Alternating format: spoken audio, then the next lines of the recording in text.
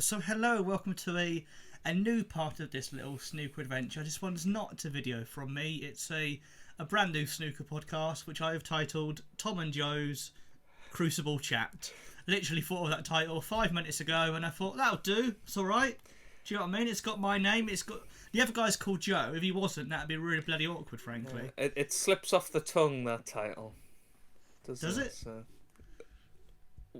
Well, yes. Of course it does. Crucible Chat. There we go. Crucible Chat. I like it. It could just be called Crucible Chat. We don't even need our names in it. Maybe I'll just yeah, call it but that. the problem is we'll get all of those weird people that are actually fans of the Arthur Miller play rather than what we want them to Well, maybe come that's and see. maybe we should talk about that as a surprise to really throw people. Perhaps. What's your favourite bit of the Arthur Miller play? The title.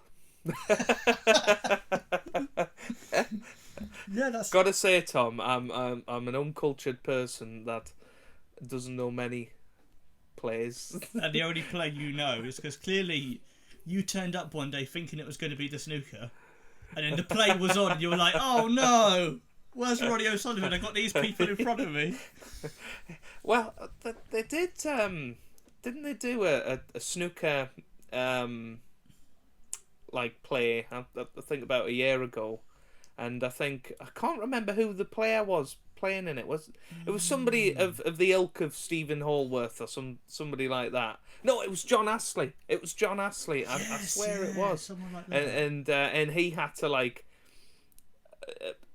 go through the same routine of potting the same balls in the same way every single night.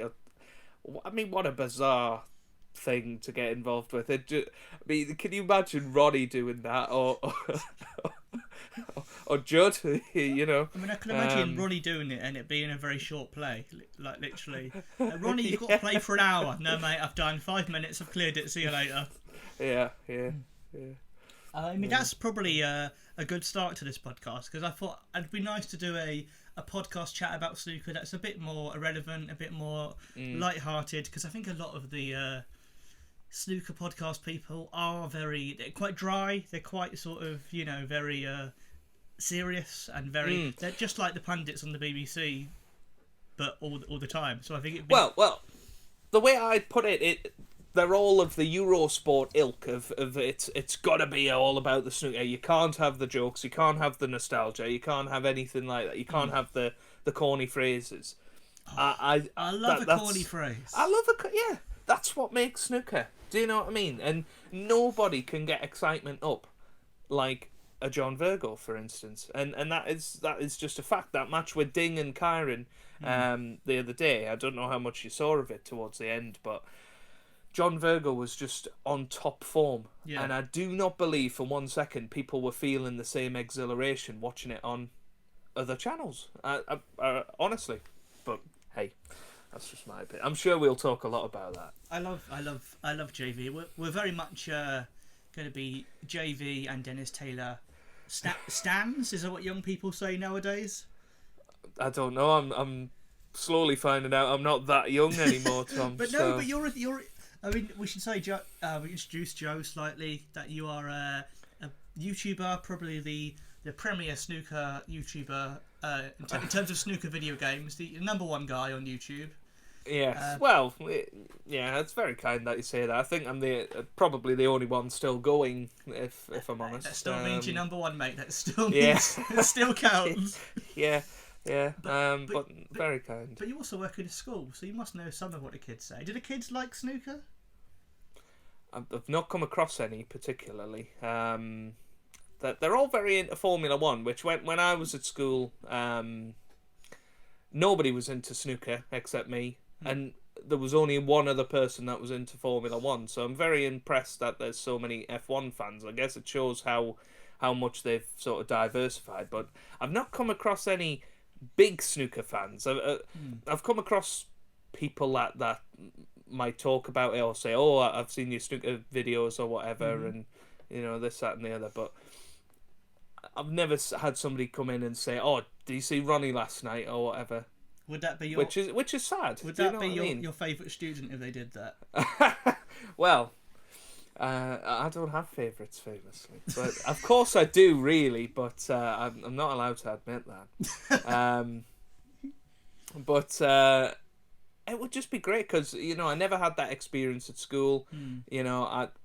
I've never really had snooker friends, if you like, and I think that is obviously I found yourself and Toby, who's another sort of person in this business, if you like. But I until then I've not really talked to anybody about the game, which is a shame. I think we all have a lot to say about it, but I'm assuming you're in a similar position, Tom. Yeah, literally. Like the only person I've ever really spoken to about snooker would either be my grandpa, who's 91. So it's when it's your grandparents, it's not really a mate. Yeah.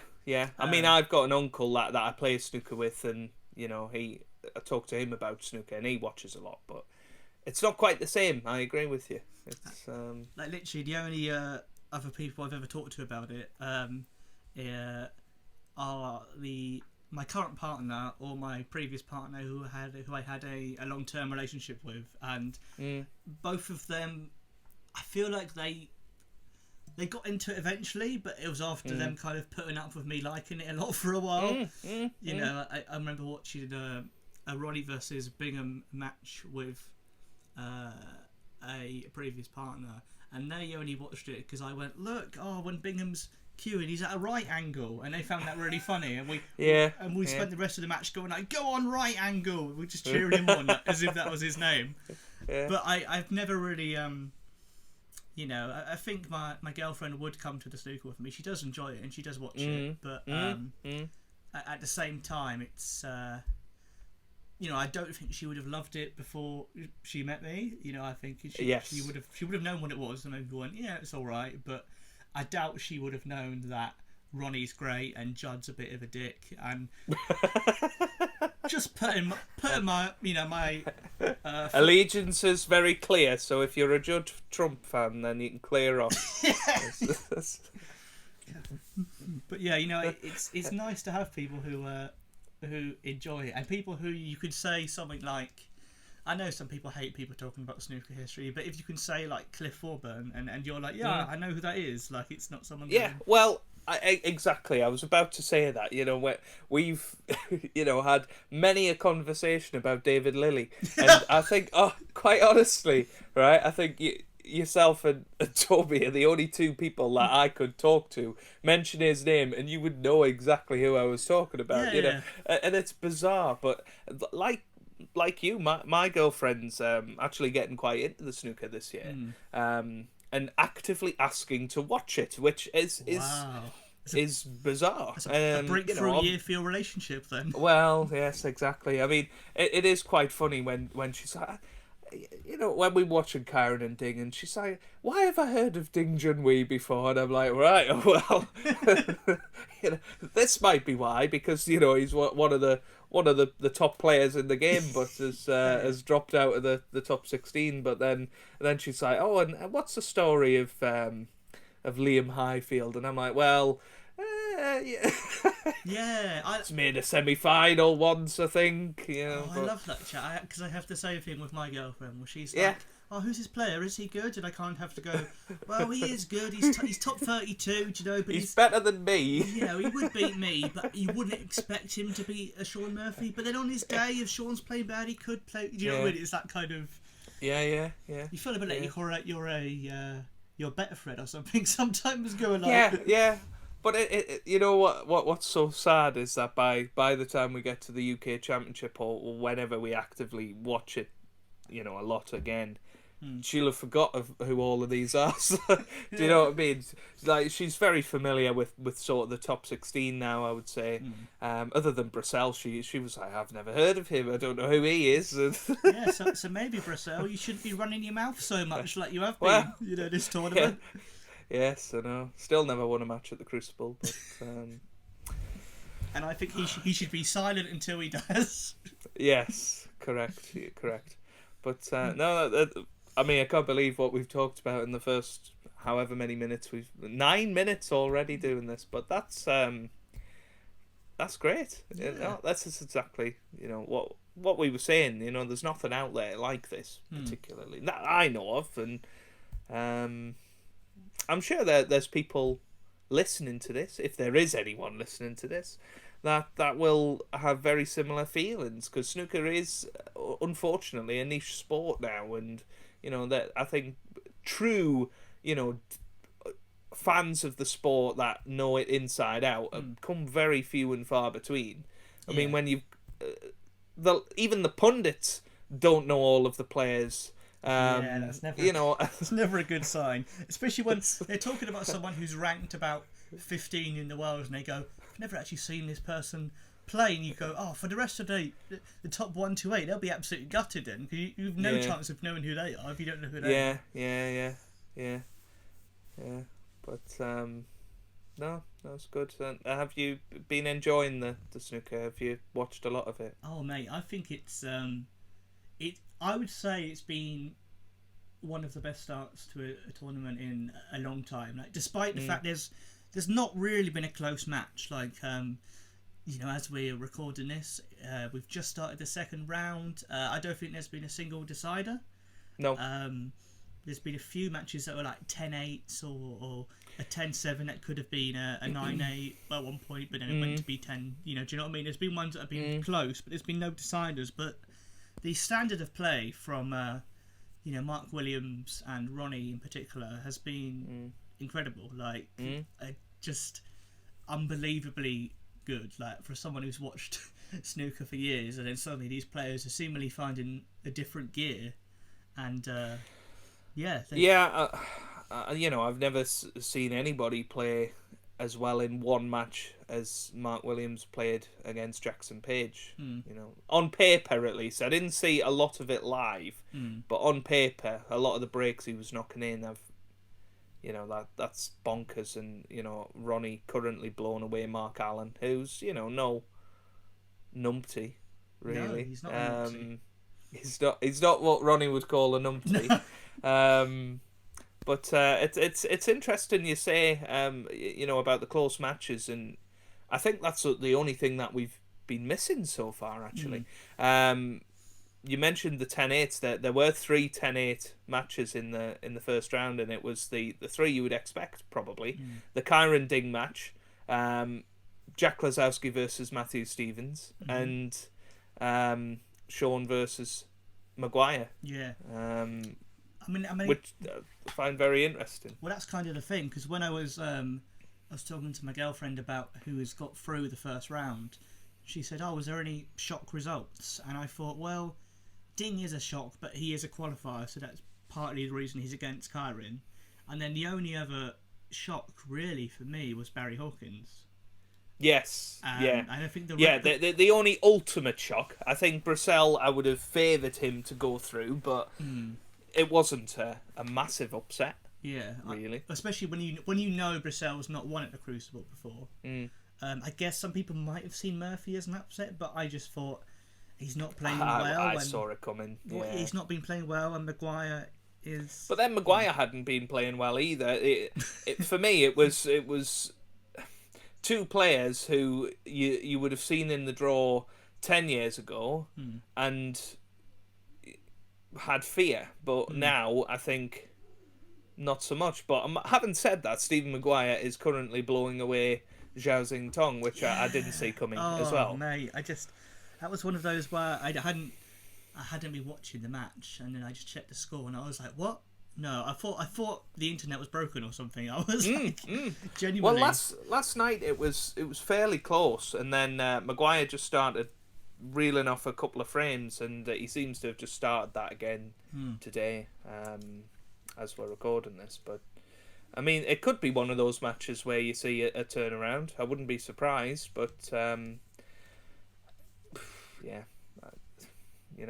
not sure I followed the hype train of Xingtong to win the championship this year, but I would have expected him to beat Maguire, I think. Yeah, well, I thought he could have done well. I did think he would have. I didn't think he'd win it. I thought it was too early for him to just win it out of the blue. Like, because even when he won the UK, he didn't it was a really weird tournament. When you saw the quarterfinalists, there were some very odd names in there. Yeah. I think like no one from the top 16 got to the last 8 or something. It was something weird like that. It was a very odd tournament. So I wasn't expecting him to win it, but I think I fancied him to reach the quarters at least, because I didn't really. On paper, I thought him against Murphy or Maguire. I was like, well, look at the form book. You'd have to fancy him, like. Yeah, absolutely. So, what's been the weirdest moment so far? Or top three weird moments that there's been. I mean, probably just 3 moments with Rob Walker, frankly. One of my moments that sticks. All smiles. One of my moments that sticks out with Rob is he brought out Chris Wakelin, and as Chris Wakelin was walking to his chair, he went, "Oh, look at those shoes!" like that. Yeah. Honestly, I spent a good frame and a half going, "What on earth is he on about with these shoes?" To this moment, I don't know what he was on about with the shoes. Why didn't he say, "Look at that tie"? He was wearing a bright yellow Judd style tie. Yeah. And I don't actually know how old Chris Wakelin is, but I get the impression that he's nearing 40, and yet he's trying to look cool like Brissell and Trump. But then picks bright yellow. Yeah. And looks like weirdo, which I never ever got that impression of Chris Wakelin whenever I've seen him before. No, I didn't think he'd be the one to come out into the Crucible in a bright yellow it was tie. if you didn't see it and you can't find it on Google, I'm sure you can, but it was a bit like, a snooker player comes out dressed like Austin Powers, with normal black shoes, and then Rob, and then Rob goes, "Look at those shoes." You're like, "Rob, mate, what about the rest of it?" Like, I don't know if you remember on Sky Sports when it was deadline day and they all used to wear bright yellow ties. That's what it was like. Yeah, it was. That's what it was like. Yeah.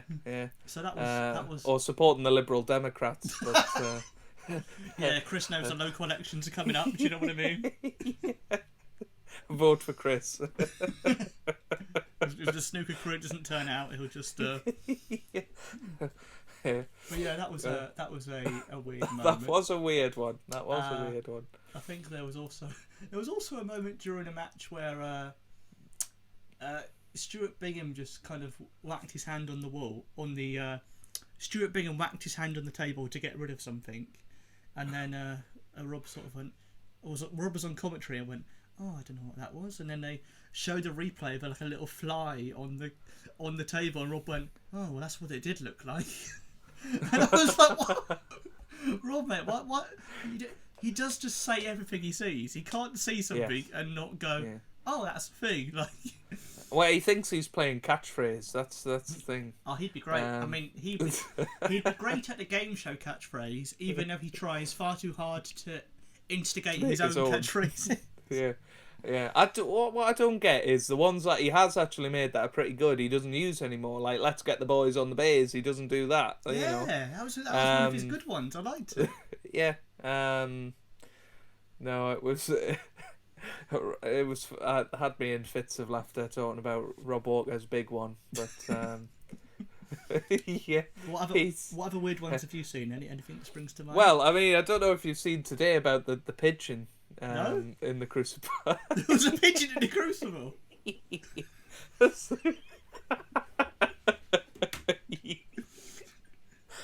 Yeah.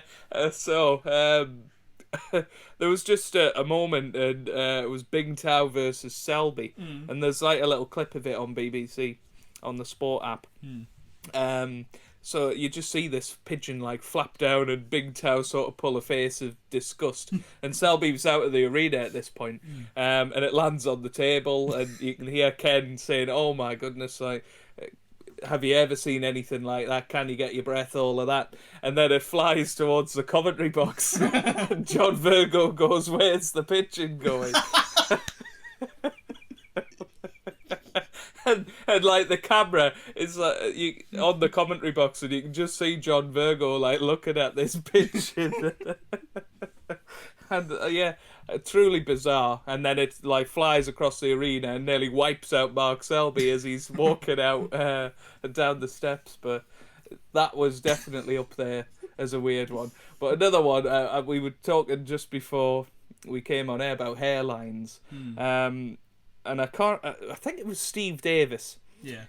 And he says about Matthew Stevens, he says, well, he's got one of the best hairlines for somebody his age that I've ever seen. And he's like, later in the match, he's like, oh, he looks like he's got himself into some good shape, Matthew Stevens. Maybe he's taking the leaf out of John Higgins's book. And I'm just like, I don't think Steve Davis is wanting to be talking about people getting in shape and beautiful hairlines.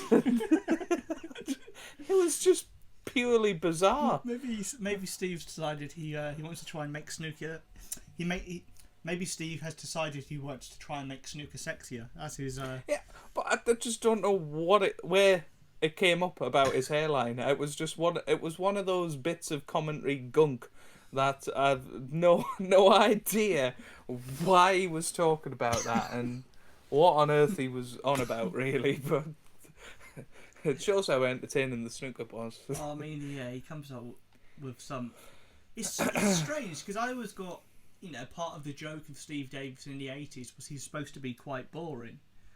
But he's kind of grown into quite a weird, eccentric old man now, and makes him quite interesting because he comes up with really odd stuff like that, and you go, "Oh, this guy's he's got a bit of character about him." Do you know what I mean? Because to say something like that, that's weird. And I'm sure it was him. I mean, I might be misquoting, and it might have been Dennis talking about it or something, but. It does sound like Dennis.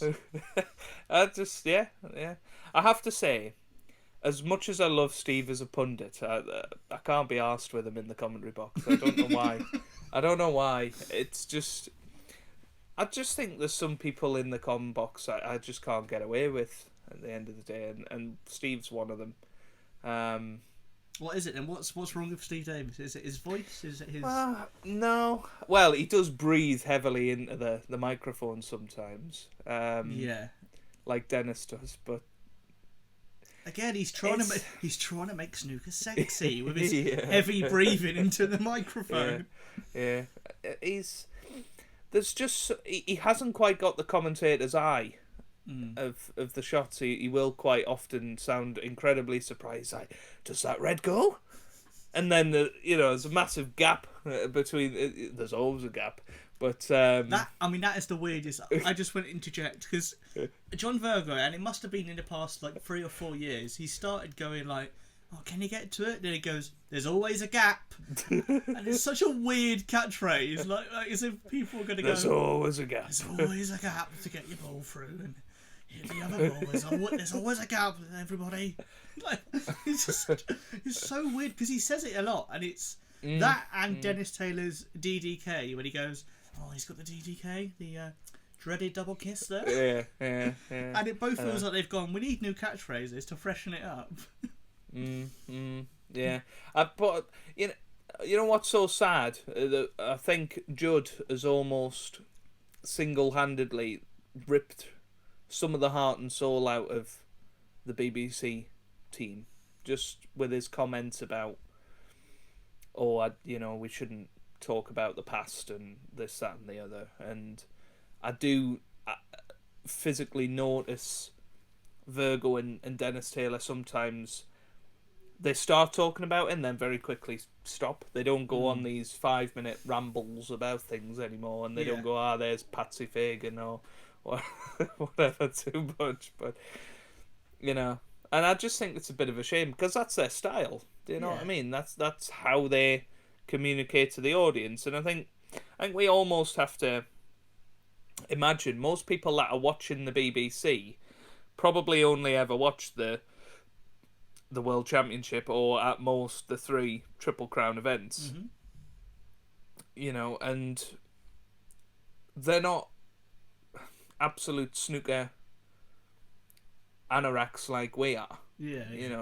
And we've heard all those stories before, and we know what a DDK is and that there's always a gap, and and we know where the cue ball is probably going. But I would imagine the vast majority of people watching it don't. Yeah. You know, and I think it is quite interesting, rather than, oh, this person's had 97 centuries this season. You know, what does that mean? Is that good? Yeah, like You know, to people that don't follow the sport, Mm. is that good? You know, but anyway, on a massive tangent. No, but, no, I agree. I think it's a shame because I really, I mean, I guess more than anything, I think it's just not very respectful of the people who've made the game. Do you know what I mean? Like, it's like, you know, maybe you should learn more about the past and learn about the fact that snooker, but A, it was much bigger in the past, and B, any size it is now, it would be smaller than that if it wasn't for these characters who are the ones who are still working because they still love the game. And I just think, you know, show them a bit of... and they have a lot of knowledge about the game. Do you know what I mean? Like, yes, John Virgo hasn't won a world championship ever, but, you know, hasn't won a tournament for 40-odd years. But his insight and his knowledge of the game is just as valuable as sticking Jack Lasowski in the commentary box, who hasn't won anything full stop. Yeah. You know? Well, and John's contribution to the game over decades, you know, and not just as a player, but, you know, as a personality. Personality. Things like Big Break and stuff Yeah. like that. You know, he was huge. Like, he did more for the game than a chunk of players who've won the world championship, just because, you know, he's really passionate about it, and he's got that right charm and that right glint in his eye, and that's what people... I'd rather hear him, who says a few of the same things but then says something funny, than someone who's always got brand new stats, but nothing interesting to say. Like, yeah. Oh, like, you know, I've looked in the Crucible almanac, and, you know, I love Alan McManus sharing pages on Twitter or whatever, or Neil Folds, and just seeing some of the dark stats. But I can't be bothered with it when they're like, oh well, the last time the 300th light bulb in the Crucible Theatre was changed was back in 1997, and, you know, I can't be bothered with that sort of... Wait, hold on, is that true? Deep stuff. I don't know. That's amazing. I mean, that is the stats you've came to this podcast for. That's... That was completely made up, but that's how believable it was. That was not made up. Joe was reading it from a manual that said... That said... No, it was the inner Phil Yates of me that pulled that one out. But no, it's... And, you know, going back to Virgo's sort of appeal outside of the BBC and whatever, he's the only snooker personality that I've seen on...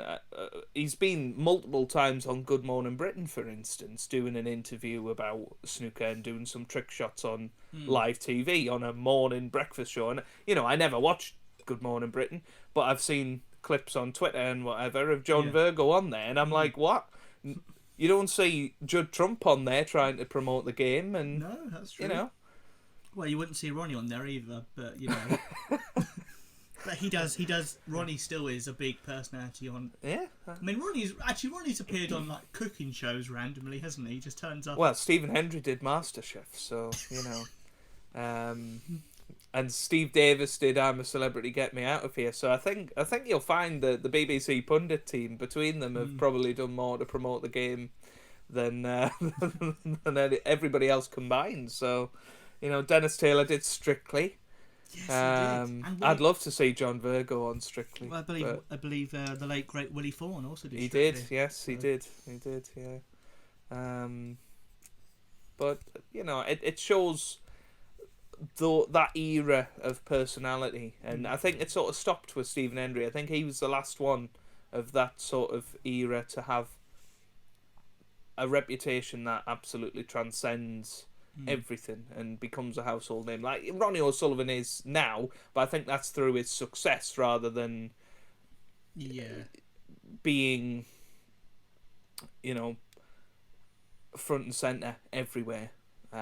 Which I'm sure Stephen Hendry would have been in the early 90s and whatever, with the likes of Steve Davis and Dennis Taylor still going round and doing exhibitions, and, you know, but Would you ever go? Yeah. Would you ever go watch an exhibition? I personally haven't seen one. I would quite like to go. I think you'd have to pick somebody that you'd really want to see. I know Rod Lawler. Yeah, I mean, get value for money. I think was it Tom Ford on Twitter saying, open for exhibitions, know a few trick shots that other people can't play or whatever. And I'm just like, I'm sorry, Tom, as good a snooker player as you are, I'm not sure you're going to sell out a tour around the country doing that. I'd love to see someone do that. Someone like him try and sell out the O2 Arena.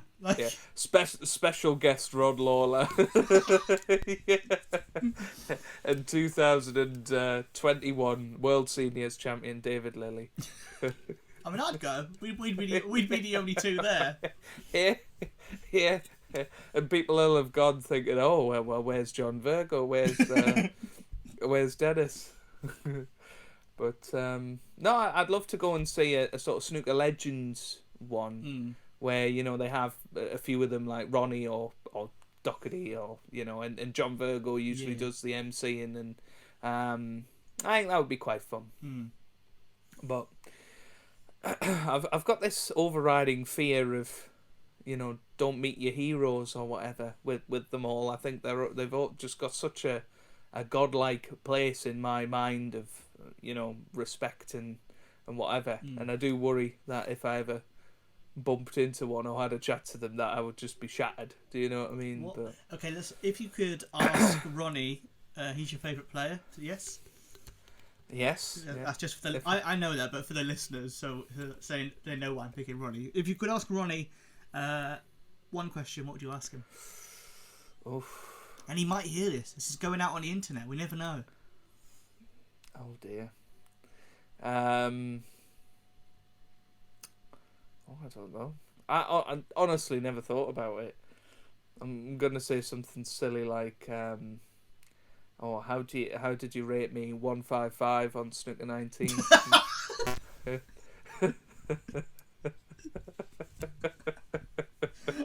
I would pay good money to see you you ask him that. Or what do you think of the term "pung off the cushion"?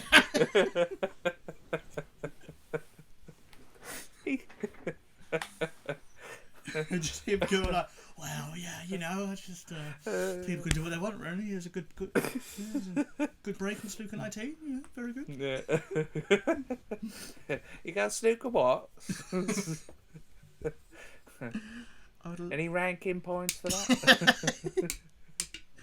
Oh, mate, I'd love to see you ask him that. I wouldn't have the balls to do that. No, but it's just one of them things, isn't it? I don't know. I don't know what I'd ask in that situation. I mean, you've seen it with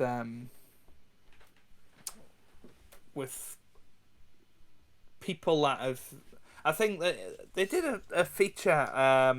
I think was it at the Masters maybe, where they got like a member of the public to play a frame with Ken Doherty or whatever, and they filmed it, and I think that was at the Masters, but it just all comes across a bit cringy. I don't know. I think if you're in those circles and but I've never been one to really seek out. Oh, I really want to go and have a chat with Ronnie or whatever. I don't get these people that just turn up at the Crucible and go, oh, I'm gonna go and have a chat to Mark Williams or whatever. Yeah. Like, what are you gonna talk about? Yeah. Do you know what I mean? Like, I like your snooker, mate. Yeah. Cheers. Cheers.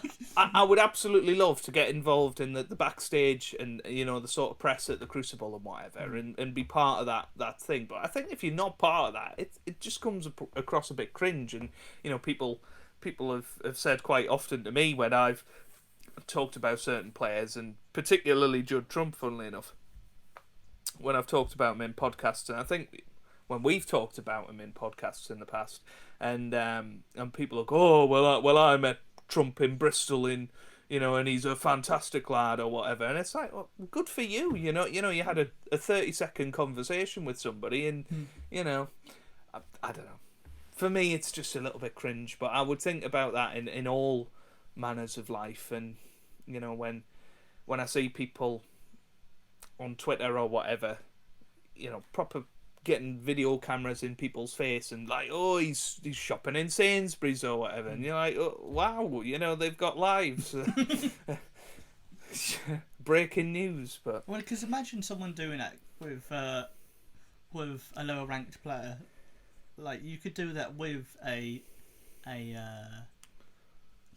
Simon Lichtenberg or something. You could do that with him and just be like, oh look, it's him in Sainsbury's, and you'd still be like, yeah, like why should it make any difference? Because they're the snooker guy off telly. Why? Yeah.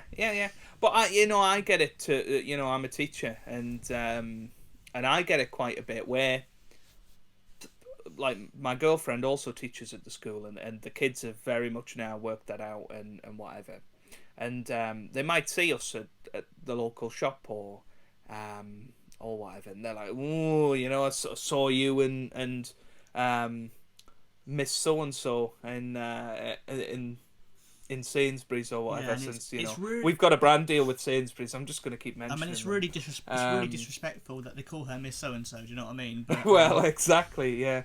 And we'll just call her Vicky for the purposes of this podcast. Okay. You know, there's Vicky and all that. Isn't that the name of Mark Selby's wife? Well, yes, yeah. Okay, just imagine in your head that Joe is dating Mark Selby's wife. Just well, yeah, I'm just imagining the students at my school being like Dennis and going, "Ah, there's Vicky." Yeah, you know, and it's just like, yeah, you know, I've got a life, or I saw you at McDonald's or whatever, and it's like, yeah, sometimes I eat. Do you know? No, shut up. Do you really? But it's almost the same sort of thing of that. But yeah, we've talked about some odd things. Oh dear, not a lot about the snooker though. No, we kind of, but that's fine. I think that's fine. It doesn't have to be fine. Too. Yeah. If they want proper in-depth coverage, that's what the. Well, there's other places to go on that. But... Well, should we maybe kind of wrap it up with? I think we both did predictions at the start of the tournament. Is that right? You did it as well. We did, yeah. How have yours turned out so far? Not brilliant. I must admit. Just gonna get mine up as well on the computer. Let me just count how many I predicted out of the first round. So, 1, 2, 3, 4, 5, 6, 7. I mean, 7 out of 16. That's my worst year for a long time. That's not great, is it? It's not. Really not. I've got 12. Ooh. That's pretty good. I mean, my record's 14, I think. I got that a couple of years ago. I got very excited because, I don't know if you know, but I always put a £1 accumulator on the 16 first round matches at the Crucible. Oh, really? And this year, I think I had £4.18 or something from the Grand National in my Sky Bet account, and did a 16-fold accumulator of the first round, and if it had come through, it would have been 75 grand or something like that. It was 14,000 to 1 or something. Mate, if that had come through, you would have earned more than people get for like reaching the quarterfinals of the Crucible. yeah, absolutely. But yeah, it's not gone so well this year. I think because 13 out of the 16 seeds made it through this year, which I think has actually made it quite unpredictable in a way, because I think we've possibly seen a lot more shocks coming than have actually come to fruition. I don't know how you felt about the standard of the qualifiers this year. I didn't think it was great. Really. Which I know this is a bit disrespectful to the players that came through, but there were some absolute massive hitters that just didn't make it through qualifying. Yeah. And the closest matches were the big hitters that made it through. I mean, let's have a look at the qualifying. So who did well? Yeah, I don't think there was anyone really great. I mean, I think, when you think Ali Carter, Graham Dort, they both lost in the final round. Ricky Walden, Ricky Walden Joe Perry not making it was mad, to be honest. But we Ricky didn't win a ranking event this season, but Joe Perry did. He didn't make it. Fan Zhengzhi, obviously, he didn't make it. That there was a decent amount of players that just didn't make it through. I mean, Tom Ford, we mentioned him before. Matt Selt had a pretty good season. Somebody like Zhao Yulong didn't make it. There's Robert Milkins, of course, who won in Gibraltar a few weeks ago, and he just there was just a lot of players that didn't make it through, and which always happens. But I feel like it almost. I think the biggest qualifiers, like a Ding and a Stephen Maguire, they were up against players that were very, very similar to them. I think if Ding went up against Mark Allen, for instance, in the first round, I think Ding would have had a much better shout, because I don't think Mark Allen's had a very good season, whereas, I think Kyron is a true top player. So to have them two, and Dave Gilbert again against Ronnie, Dave Gilbert probably would have beaten half of the seeds that I would have fancied were there. Genuinely, I'm always kind of rooting for Dave Gilbert, just because he seems like a nice, down-to-earth bloke, and I always want him to do quite well. And I thought when he qualified, I was like, if you don't get Ronnie, there's every chance you can probably do quite well again. But, you fancy someone like, especially if one of them got not to pick him out again, but Luca Brissell, who's never won at a Crucible, or Jack Kozlowski, who's never had a great record either at the Crucible. Someone like Ding, you'd make him favourite against Kozlowski, I think, just because of his record and his experience. Well, the fact Matthew Stevens nearly beat him, and he's not had a fantastic couple of years, and very nearly fell off the tour. And I think Matthew was probably the best player on the second session. It was the first session that screwed him over with that. But that's the absolute beauty of the World Championship for me, is the fact that a best of 19 match is a final anywhere else in the season. But at the World Championship, that only gets you past the first round. And that I love that. And there's been a lot of talk about the World Championship and it moving from the Crucible, and they're shortening the matches and this, that and the other. And what's your opinion on that? I think shortening the matches would completely ruin the spirit of the event. I can see why someone like a Judd and a Jack, who historically don't do well at the Crucible, generally for their talent, might say that, because they do better in the shorter events. Like, I think there was the season before the one just gone, I think Jack played Judd in 3 ranking finals, all of them that were mainly best of 7 tournaments. I can see why they'd want it to be short, because they seem to do better in those matches. But as a viewer, I prefer it being a bit of a slugfest. You prefer it being longer and being you could be 7-2 up but still looking over your shoulder. There's more drama that way.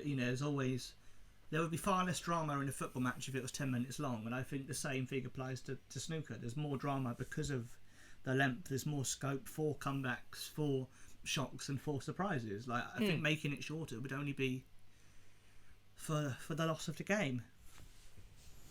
Yeah, absolutely. I think we've seen that in qualifying. Qualifying, the first 3 matches are now best of 11, and I think that does take away from it somewhat.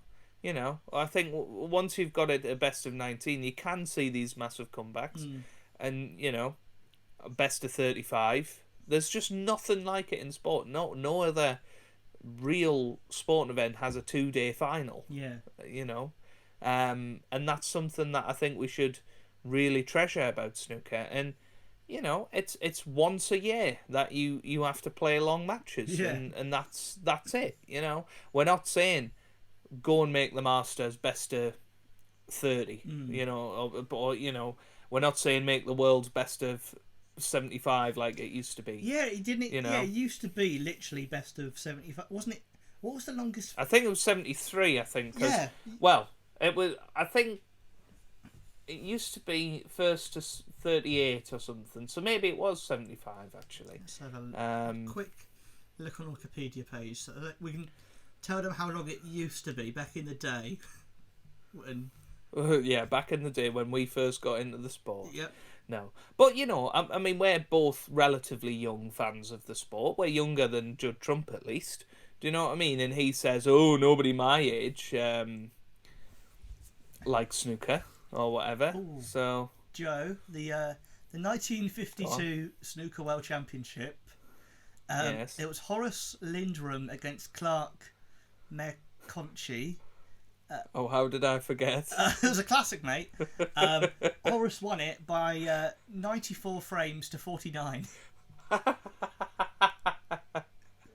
I love how the digits were reversed as well.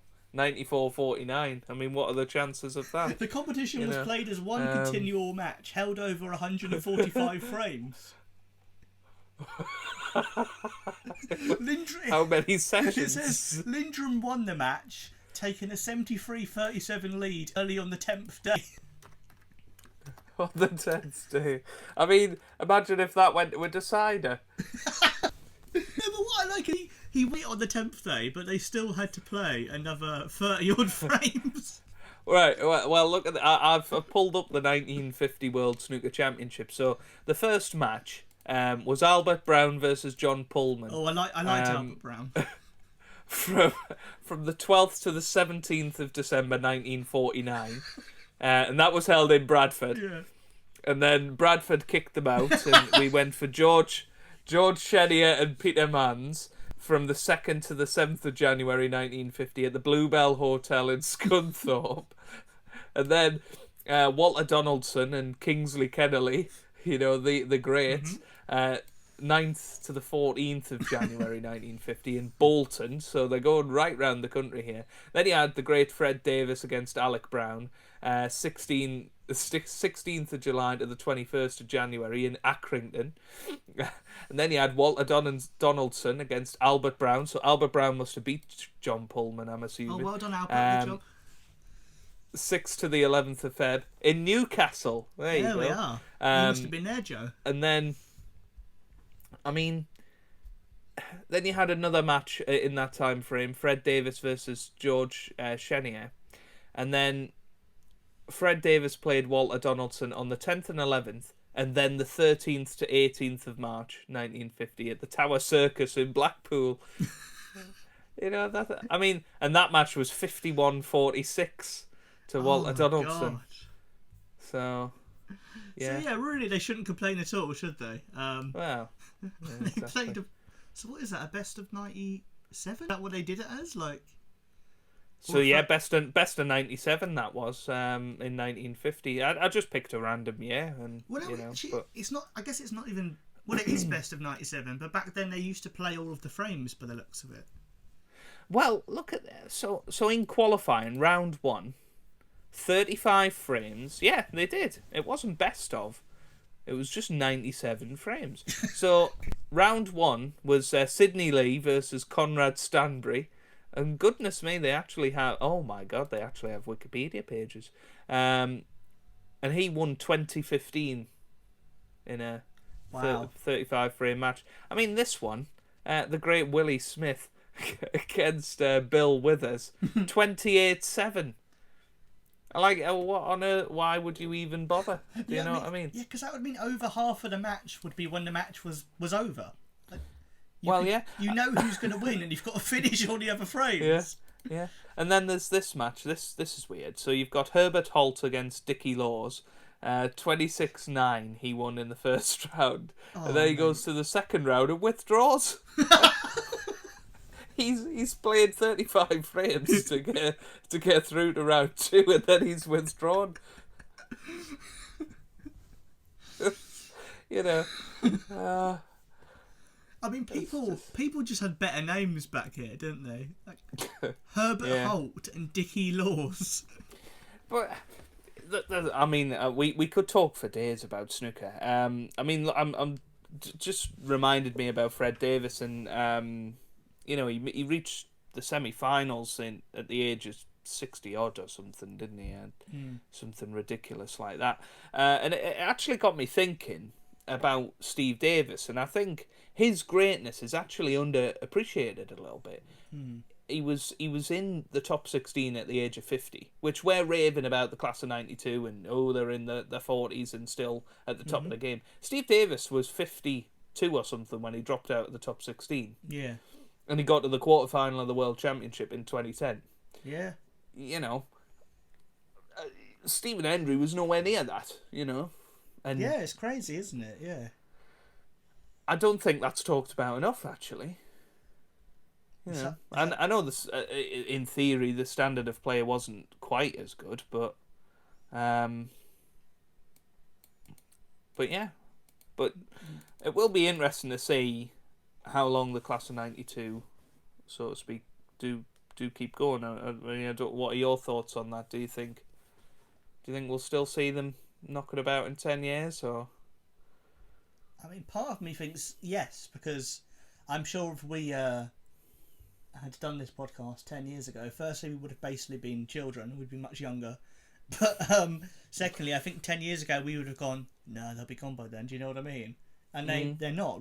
Ronnie's at number one again, so I feel like write them off at your peril, and if Steve could be top 16 in his 50s, then why can't these three? Because they're so it's not like they're just clinging on to the top 16. There's other players who have been in the top 16 for a while and then dropped out, like a Ding Junhui.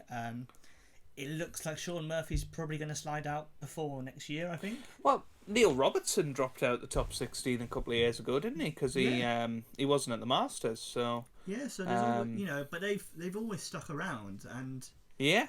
I mean, not only that, but I think Higgins has been pretty much solidly in top 10. Do you know what I mean? I think John Higgins has never ever dropped out the top 16. Obviously, Mark Williams, round about 2007-ish, dropped out of the. I think he dropped to about number 48 in the world or something, and I think actually he was very close to dropping off the tour full stop.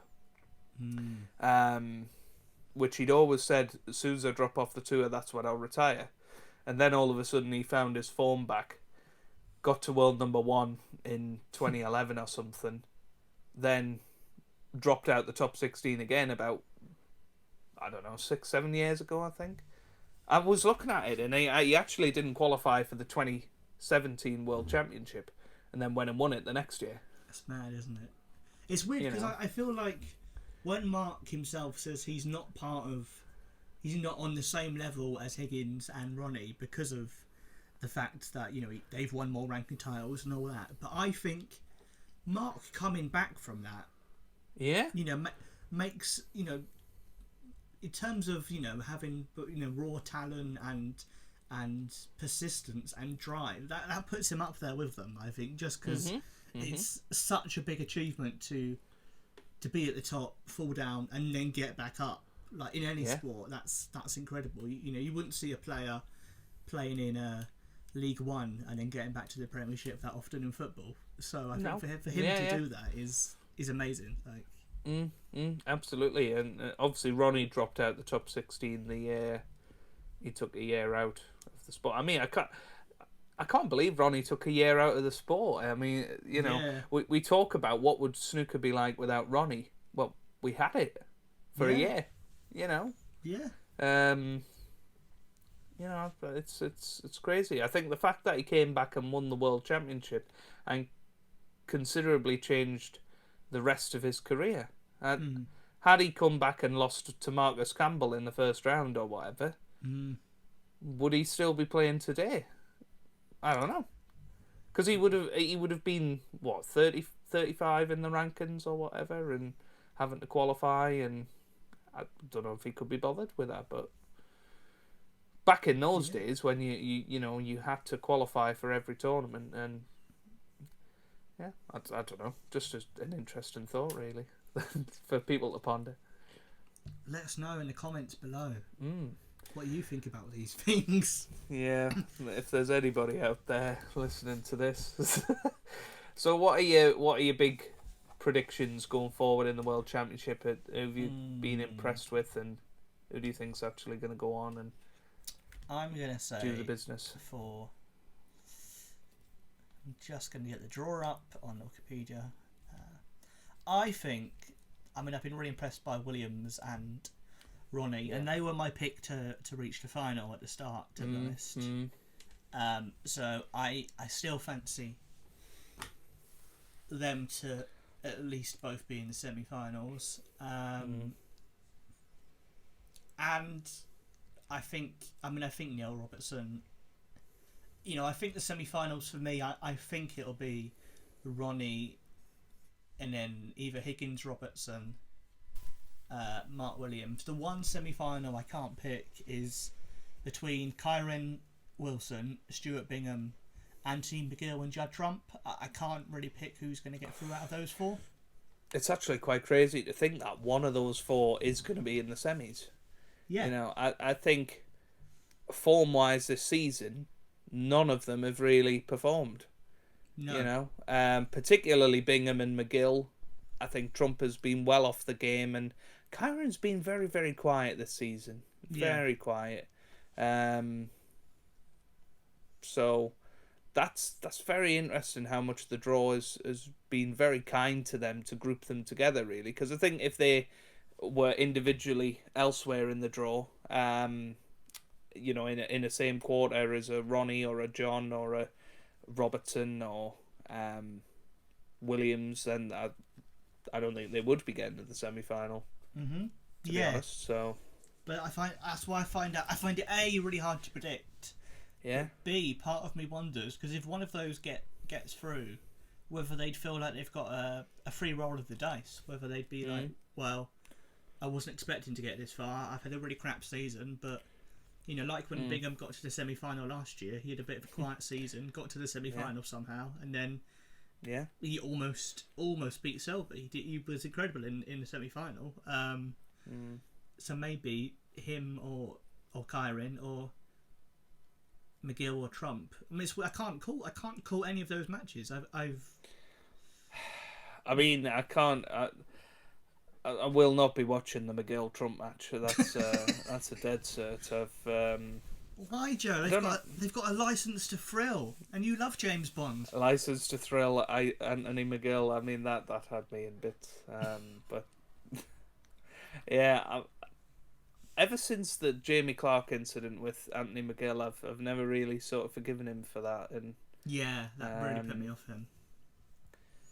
Yeah. There was a funny comment actually, because they were playing. Anthony McGill I think maybe you sent me it actually. Did you or did I send you it about Anthony McGill was playing on table 1 and Jamie Clark was on table 2, and somebody had tweeted, Anthony McGill blamed that misread on that he could hear Jamie Clark scratching his nose from the other side of the arena. Yeah. But no, I think you're right. I think that's a big one, and I mean, what an anticlimax it would be if one of those four actually won it. Because I think we're all looking at the Mark Williams and Neil Robertson and Ronnie O'Sullivan as the big three favourites, and then if one of them goes through and steals it, you'd be like, I never saw that coming. It would be lovely to see Bingham win another title. I think Kyron Wilson will win a world title at some point. I've got to be honest, I don't think Anthony McGill deserves to win a world title. I think it would be of the ilk of Graham Dott winning it. I know Graham Dott made 3 finals, but... Is that just because he's ginger that you've said that? Yeah, you've got me there. And he's Scottish. Is that why but he's a ginger in denial because he's shaved his head now. So he's actually a Peter Ebdon wannabe. He is, and what could be worse than that? Well, one of the most bizarre stories of the week. This is another weird one for you, Tom. Mm-hmm. Jack Lazowski is working with Peter Ebdon. Why? What? Completely different players. I'm so confused. Yeah. So, Jack Kozlowski is known for being a very quick player. He's also known for being quite young with quite a kind of boy band good looks. As our friends, all things that we associate with the Force. Yeah, the Force. Peter Ebdon used the Force. Peter Ebdon. That's what he's doing. Well, I mean, what I read was he was gutted that he couldn't bring him along to the Masters, but he has brought him along to the World Championship to have him in his corner, and that was a bizarre story. I don't know where that one came from, but yeah. No, he's one of the last people I'd want anywhere near my corner, frankly. Some of his views he puts on Twitter, I'd be like, all right. Well, yes, yeah. That's a talk for another day. But, yeah. Who are you? I mean, let's because we'll talk at the. I like the idea for this podcast. I was talking at the kind of when all the round matches have played. So if we were to say, because we've got the second round now, so maybe we should do predictions for the second round matches that haven't finished yet, and then see how we get on. Mm-hmm. So Mark Selby versus Yan Bingtao. I know Bingtao started pretty well in that match. Personally, I think Bingtao will beat Selby, but I fancy Bingtao. I think he'll win that one. Yeah, I think in my initial predictions I had Bingtao making the final just with who he was coming up against, but yeah. We'll see. But yeah, fancy Bingtao to beat Selby. We know Mark Williams has got through because he got match finished. I was going to predict Jackson Page to win that one. You would have been very wrong there, Joe. No, I wouldn't. But me, Jackson Page getting through, I couldn't believe that, to be honest. But I mean, he was so good in the first round. He was fantastic. Yeah. One of the strongest debuts in a long time, really. Mm. But then he just played Mark Williams, who was playing like he had somewhere to be honest. Kyron versus Bingham. I'm going to go Bingham for that one, I think. The only thing that's holding me back is how poor a season Bingham's had. And he wasn't great against Lou. I think had Bingham had a stronger qualifier, I think he would have been in a bit more trouble. But I think it'll be close. Yeah. It'll be close. I think that one could go all the way. Who are you going for? I'm going to go Bingham, just nix it. Who do you think? I'm going to go Kyron. Oh, okay. Just with how well he played against Ding. He was good. He was very good. We'll see. We need to disagree to make it exciting. So there we go. That's good. Anti-McGill Trump. I'm going to go. I don't care, but I'm going to go with. Whoever wins these two matches, there's going to be an absolutely cracking grudge match in the quarterfinal. I feel against whoever plays each other. Yeah. Because you're either going to have Kyron versus Judd, Kyron versus McGill, which was that semi, of course. Yeah. I feel like Bingham and Trump have had a few, beefy matches. Oh, I think I'm going to go Trump to beat McGill. I'd quite like to see Bingham against Trump. I think it'd be very attacking. So. Yeah. I can't see McGill beating Trump. I've got to be honest. Trump, as much as I hate to admit it, I think he was reasonably impressive against Vafai. I think if Trump had come up against Ding in that first round, I think Trump would have went out. But he did play some decent stuff. Well, and Trump, he's one who I always think he starts slowly and then he grows into it a bit, doesn't he? So kind of. And I think that's half of the draw. I'm struggling to see somebody to stop a Judd Trump on top form. Mark Williams could do it if he plays as well as he did against Jackson Page, but if it went close, we've seen Mark Williams' bottle. But hey, that's a talk for another day if Trump makes it through. But yeah, Robertson, Lazowski.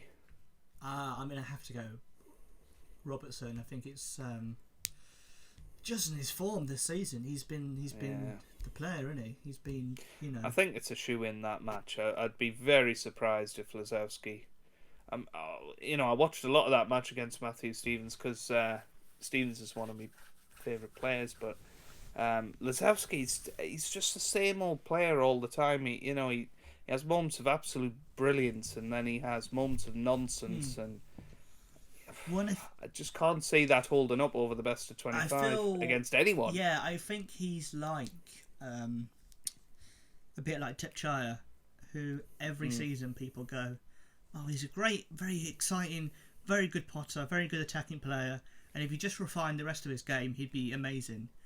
But he never does. Every year, it's the same old story, and it's like if you don't sort that out, you're going to get found out, and that's why you're not going to win anything. Because So I think Robbo will get through. Noppon or John Higgins. Who do you think about those two? I mean, it seems mad to.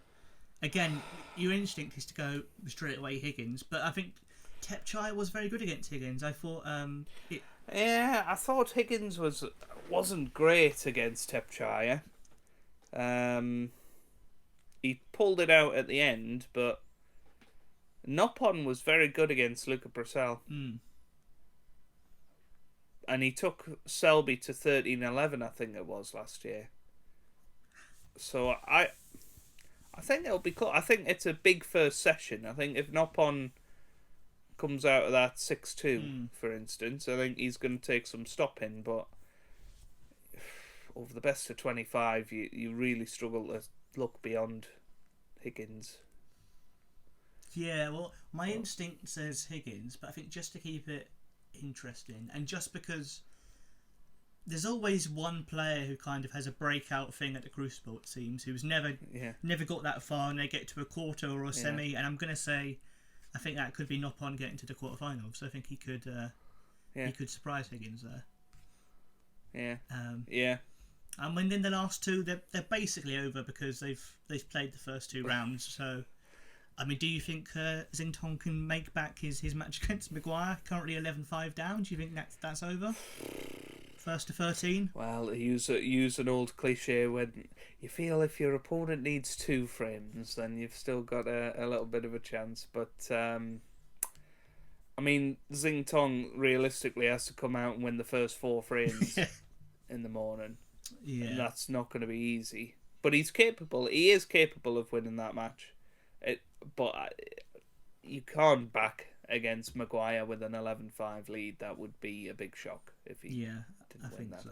But then I remember 2010, Martin Gould was 12-5 up against Neil Robertson in the same round, and Neil Robertson came back to win 13-12 and actually went on to win the World Championship. Yeah. So, it could happen. It could happen, and that I think if Xingtong wins it, that's going to be the making of him.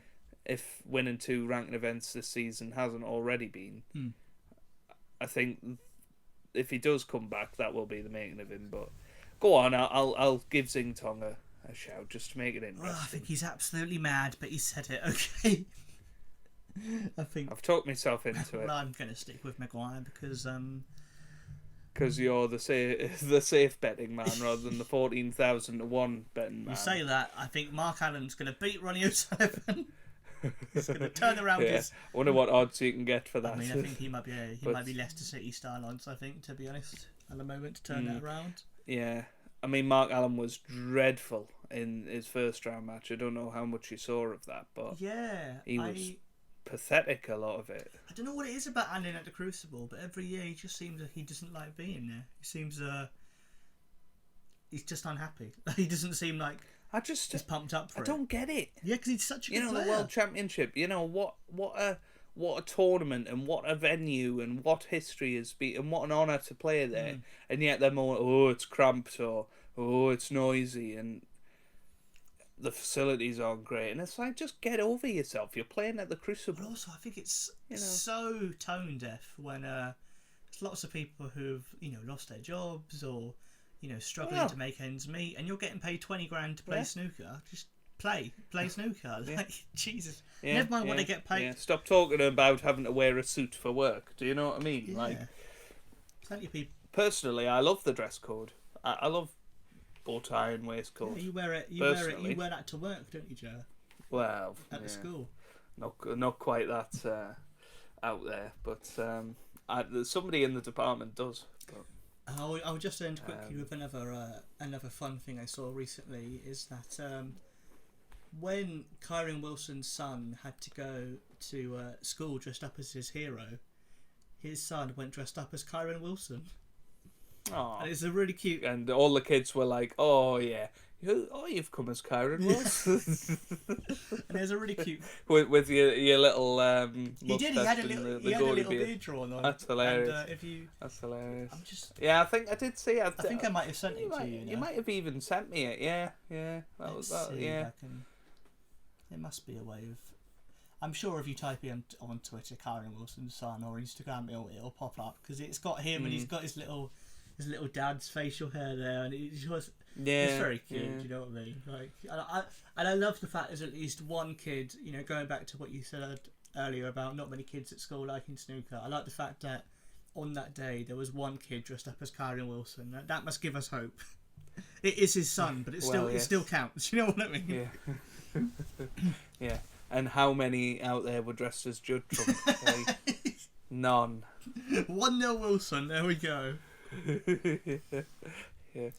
Yeah, you should get a head start in the quarterfinal for that. Yeah, you should do. I think so. A 1-0 lead at the start. But yeah, it has been lots of fun. Thank you if you've. It has. Thank you. A lot longer than we'd planned. Genuinely, we planned to do about 20 minutes, so it's been a lot longer. And I think I'm going to put it out unedited because I think it's just quicker for me to do that. And the whole nature of it being very topical at the moment means it may as well make sense to just pop it out and see what people think. Yeah. And if you edit it down, some of the stuff just will not make sense. No, exactly. Why we're talking about Matthew Stevens' hairline or a pigeon in the Crucible. Exactly, yeah. And I think... You'll have to check that out after this is done. But yeah, I mean, it's too late for me to say it now. But if it's too long, just listen to it in like 2 sessions or something. You know, split it into, have an interval in the middle if that helps have you a out. mid-session have interval, a mid-session interval. Have a little toilet break between frames. That's fine. I'm happy for you to do that. He's gone out of the arena to just compose himself. They say that a lot. Don't they? Have a little chat to himself. I wonder if they actually do that. I mean, they must do, but you want to see a camera in. Nah, they probably just go for a fag. You want to see a camera in the hallway, really. But thank you very much for joining me, Joe. No, it's a pleasure. Thanks for inviting me. And we will do another one of these later. And my idea is to do these for the Crucible, and then maybe spin it off into something more regular come the next season. I don't really know whether it'll be. I like the idea of us doing something like this monthly, like some sort of rolling thing that comes up with the quirky, silly things that happened in the month of snooker, while also just laughing at some of the weird things that Rob Walker says, just stuff like that, you know. Yeah. No, it'd be great. But no, thanks for having me. I thoroughly enjoyed it. That's all right. Make sure you subscribe for more, and what's it Joe says on his YouTube videos? Give it a big thumbs up. That's what he says. Give it a big thumbs up. If you've enjoyed that, give it a big thumbs up. Yep. You've just had a live performance. It was. I felt very, very, very honoured. Very honoured. Yeah. What else do you say? Hope you guys are having a wonderful day. Thanks for watching, and goodbye. There you go. Smashed it. Oh, there you go. That's that was old style. It was retro. You can tell that you're a super fan.